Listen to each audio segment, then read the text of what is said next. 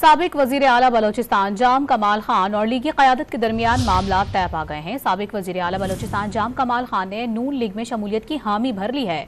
Peoples party के रहनुमा मीर सलीम खोसा और नेशनल पार्टी के साबिक सेनेटर डॉक्टर अशोक कुमार नवाज शरीफ के दौरा कोयटा के दौरान नून लीग में शमूलियत इख्तियार करेंगे। मजीद इस हवाले से क्या तफसीलात सामने आई हैं, जानेंगे डॉन न्यूज के नुमाइंदे अब्दुल्ला जहरी से। अब्दुल्ला जहरी बताएगा मजीद कौन कौन से रहनुमा है जो कि नून लीग में शामिल होंगे। कल नवाज शरीफ भी वहां पहुंच रहे हैं।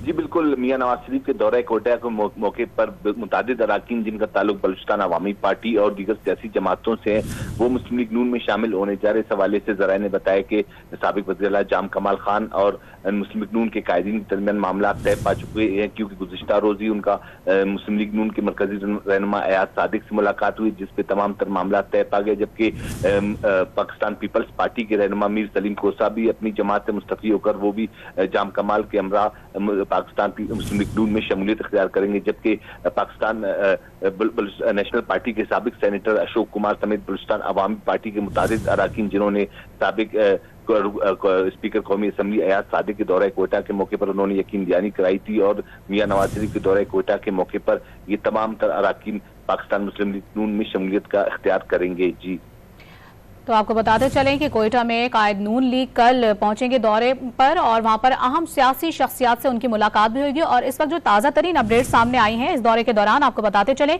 कि पीपल्स पार्टी के रहनुमा मीर सलीम खोसा और नेशनल पार्टी के साबिक सेनेटर डॉक्टर अशोक कुमार नवाज शरीफ के दौरा कोयटा के दौरान बाकायदा तौर पर मुस्लिम लीग नून में शमूलियत इख्तियार करेंगे। इसके अलावा भी अपने नाज़रीन को बताते चलें कि दीगर भी कुछ अहम सियासी शख्सियात हैं जो कि नून लीग में शमूलियत इख्तियार करेंगी। तमाम तर तफसीलात से आगाह कर रहे थे अब्दुल्ला जहरी। आप बहुत शुक्रिया आपका।